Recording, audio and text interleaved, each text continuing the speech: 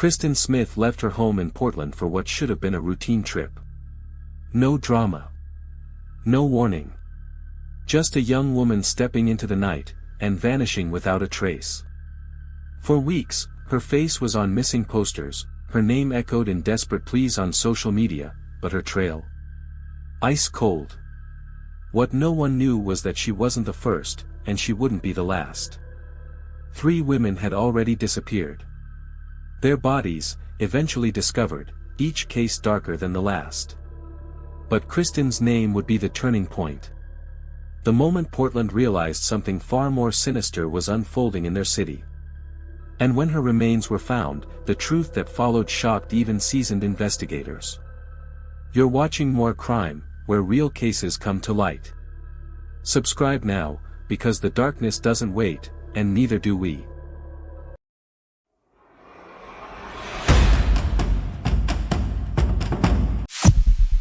Kristin Smith was 22 years old when she disappeared. A Portland native, she was bright, outgoing, and known to her friends as someone who lit up any room she walked into. On the evening of July 7, 2023, Kristin left a friend's apartment in southeast Portland. She said she'd catch a rideshare home. Simple. Routine. Nothing unusual. But Kristin never made it home. Her phone went dark shortly after 10:30 p.m. No calls. No texts. No GPS activity. When her roommates realized she hadn't come back by the next morning, panic set in. She wasn't the type to ghost people, especially not without reason. Her disappearance triggered a wave of concern across the city. Posters went up almost overnight. Her face appeared on TV. Candlelight vigils were held. But leads? They were scarce. Police combed her digital footprint. Her phone last pinged near a wooded area close to Powell Butte Nature Park, an area not far from where another woman, 31-year-old Sarah Edwards, had also gone missing just 3 months earlier. At first, authorities didn't draw a connection. Kristin's case was treated as an isolated disappearance. But behind the scenes, Portland police were starting to ask a terrifying question. Was someone targeting women, and getting away with it? Stay tuned, because the next section dives into the chilling pattern law enforcement could no longer ignore. Kristin Smith wasn't the first to vanish, and she wouldn't be the last. In the months leading up to her disappearance, Portland authorities had quietly noted a disturbing trend. Multiple women, all between the ages of 22 and 35, had either gone missing or been found dead under suspicious circumstances. There was Sarah Edwards in April, found dead near Lents Park. Then Melissa Sanders, 29, whose body was recovered in May by the Willamette River. Her death was initially ruled accidental, until toxicology reports revealed traces of ketamine and GHB in her system. Kristin's case added a new urgency. The city, already uneasy, began to stir with fear. The locations where these women were last seen formed a rough triangle, isolated areas near parks, quiet roads, wooded trails. Places where screams wouldn't travel far. Still, officials hesitated to declare a connection publicly. There wasn't enough forensic evidence linking the cases. Different manners of death. No witnesses. No clear suspect. But internally, detectives were growing anxious. These weren't random disappearances. These were attacks. Calculated. Spread out. Spaced just far enough to avoid mass panic, but close enough to raise alarm for those who were paying attention. When Kristin's case hit the news cycle, more families began coming forward, claiming their daughters, sisters, and friends had experienced close calls. A man following them. A car trailing for blocks. Someone knocking on windows at night and then vanishing into the dark. One investigator put it bluntly. We didn't have a suspect. But we knew we had a predator. And then came the break, unexpected, brutal, and impossible to ignore. On July 7, 2023, 2 months after Kristin Smith was last seen, her body was discovered in a wooded area near Southeast 92nd Avenue in Portland. The location was less than 10 miles from where 2 other victims had been found. The scene was disturbing. Her body had been wrapped in a tarp and partially buried, a shallow attempt to conceal the crime. Detectives on site immediately recognized similarities to previous cases: same method of disposal, same remote environment, same lack of struggle at the scene. But this time, they had something different, a crucial piece of evidence. Hidden inside the tarp, tucked within a fold, was a small fragment of latex glove. Crime lab analysts swabbed it for DNA and entered the result into CODIS, the national DNA database. Weeks passed. Tension built. And then, finally, a match. Jesse Lee Calhoun. A convicted felon with a history of violent behavior and a long criminal record that stretched back more than a decade. He had been released early from prison as part of a COVID-related clemency program. Now, he was the prime suspect in a possible serial killing investigation. Calhoun lived just 5 miles from the woods where Kristin was found. His phone records placed him near the disposal sites of at least 2 other victims. Surveillance footage showed him buying trash bags and cleaning supplies at a nearby hardware store in the days before Kristin disappeared. When police moved in to arrest him, they found a chilling collection of items in his home: women's jewelry, burner phones, rope, and maps marked with red XS across multiple parks in Portland. What started as isolated disappearances had now turned into something far more horrifying, a pattern of predation that had gone undetected for too long. But the real horror? Kristin wasn't his last victim. She was the one who helped stop him. As the investigation into Jesse Lee Calhoun deepened, it became horrifyingly clear: Kristin Smith wasn't alone. She was one of 4 women linked to this chilling case. Each one had vanished under eerily similar circumstances, and each had met the same tragic end.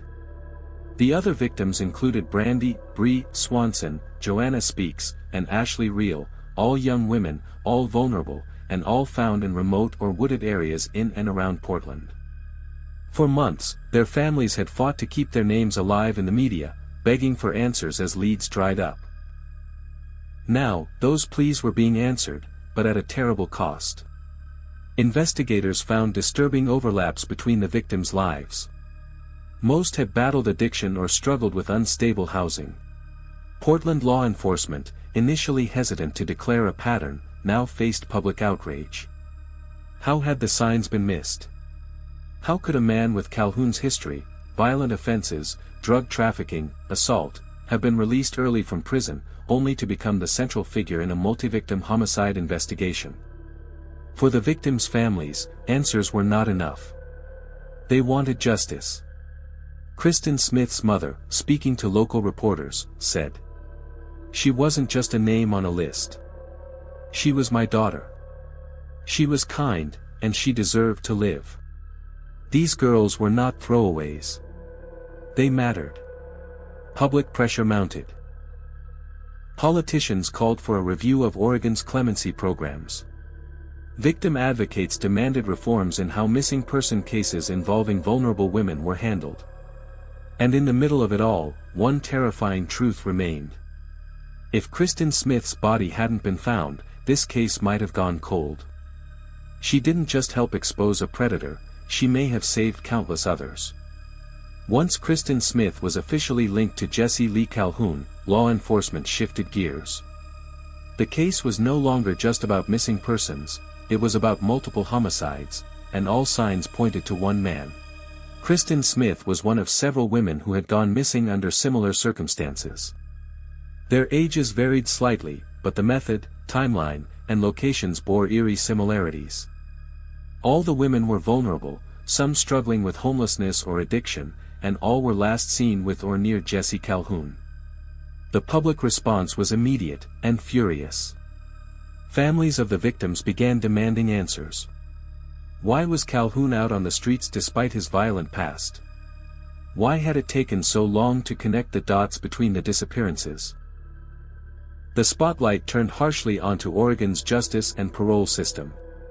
It was revealed that Calhoun had actually received an early release from prison in 2021 as part of a commutation program, meant to ease crowding during the pandemic. That revelation ignited a political firestorm.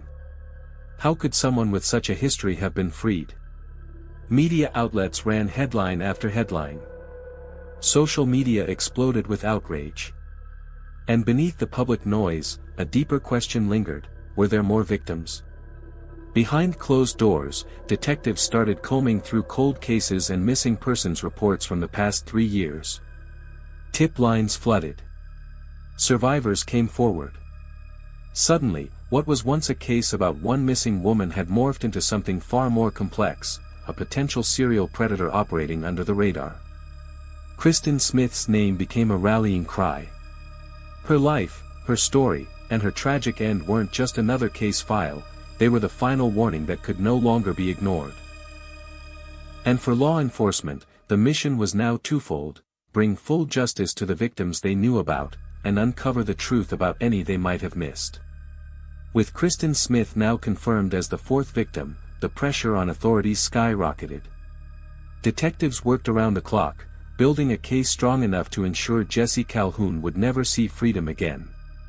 Forensic teams re-examined evidence from each crime scene, uncovering chilling overlaps, similar bindings, remote dump sites, and patterns in communication logs.